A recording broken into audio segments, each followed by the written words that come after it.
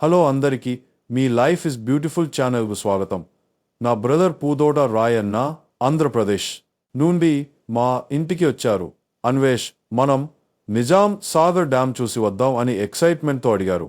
September 3న ఉదయం 6 గంటలకు జాడి గ్రామం నుంచి కారులో బయలుదేరాం. లక్ష్మణ్ మా కారు నడిపించాడు. దారిలో వర్ణిమాత పుణ్యక్షేత్రానికి వెళ్ళాము.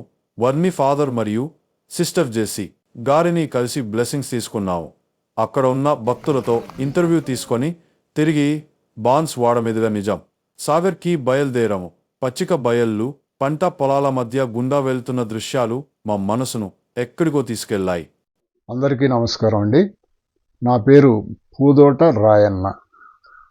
ఈరోజు సెప్టెంబర్ 3, 2025 నిజాం సాగర్ ప్రాజెక్టు చూడాలని వచ్చాను. చాలా ఆనందం వేసింది ప్రాజెక్టు చూడగానే. ఈ ప్రాజెక్టు ఇంతమంది ప్రజలకి హైదరాబాద్కి తాగునీరు, రైతులకి సాగునీరు అందించే ప్రాజెక్టు, నిజాం కాలంలో నిర్మించిన ప్రాజెక్టు, ఓల్డ్ ప్రాజెక్టు. ఇది చూసి నాకు చాలా ఆనందం వేసింది. నీళ్లు ఎక్కువగా వస్తున్నాయి, గేట్లు తెరిచి ఉన్నాయి, తుంపర్లు మా మీద పడుతున్నాయి. ఆహా అనిపించింది. మన రాష్ట్రానికి ఈ నిజాం సాగర్ ప్రాజెక్టు ఎంతో ముఖ్యమైనది. ఇది రాష్ట్రానికి, రాష్ట్ర ప్రజలకి తాగునీరు, సాగునీరు అందించుటకై ఉద్దేశింపబడి నిజాం కాలంలో 1923 నుండి 31 వరకు నిర్మింపబడింది. అంటే 1931వ సంవత్సరం నుండి ప్రజలకు ఈ ప్రాజెక్టు అందుబాటులోకి వచ్చింది.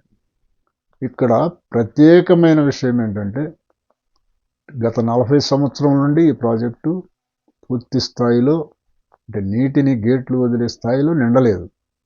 ఇప్పుడు సెప్టెంబర్ 3, 2025 గేట్లు వదిలే స్థాయిలో ప్రాజెక్టు నిండి ప్రజలు చాలా ఆనందంగా దీన్ని చూడటానికి ఎంతోమంది వస్తున్నారు. మేము వస్తూ కూడా ఈ పొలాన్ని చూసి కనుచూపు మేరలో ఎక్కడైనా వరి పంట వేసి ఉండటం అది చూసి నాకు చాలా ఆనందం వేసింది. రైతులు ఎంతో ఉత్సాహంగా, రైతులు ఎంతో కృషితోటి ఇంత పొలం పండిస్తున్నారు ఈ ప్రాజెక్టు కింద అనిపించింది. ఈ ప్రాజెక్టును ఈ సమయంలో చూడట ఎంతైనా అవసరం. దగ్గర ఉన్నవాళ్ళు అవకాశాన్ని ఉపయోగించుకొని తప్పకుండా చూడగలరని ఆశిస్తున్నాం. అయితే మేము ఉదయం పూట వెళ్ళాము. సాయంత్రం పూట వెళితే రిజర్వాయర్లో అస్తమిస్తున్న సూర్యుడు అస్తమిస్తూ ఉంటే ఆ అందాలు చూడముచ్చటగా ఉంటాయని అక్కడ వాళ్ళు చెప్పారు. మేమైతే ఉదయం వెళ్ళాము. ఇది అవకాశం ఉంటే సాయంత్రం, మధ్యాహ్నం అంటే 2 గంటల కాడి నుంచి అవకాశం ఉంటే ఆ సమయం అంతా సాయంత్రం దాకా గడిపే విధంగా రండి. ఈ ప్రయాణంలో నా బ్రదర్ రాయన్నతో అక్కడి కోతి ఆడుకున్న విధానం, పంచుకున్న నవ్వులు, ఆయన సాగర్ నీళ్లను తలపై చిలకరించడానికి చేసిన ప్రయత్నాలను మరపురాని దృశ్యాలుగా మా మనసులో గుర్తుంటాయి. మీ జీవితంలో మీ బంధువులతో కలిసి చేసిన అద్భుత యాత్ర కథనాన్ని కామెంట్స్లో పంచుకోండి. మా ఛానల్ను సబ్స్క్రైబ్ చేసి బెల్ ఐకాన్ నొక్కండి.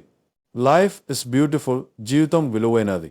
ప్రతి క్షణాన్ని విలువైనదిగా మార్చుకోండి.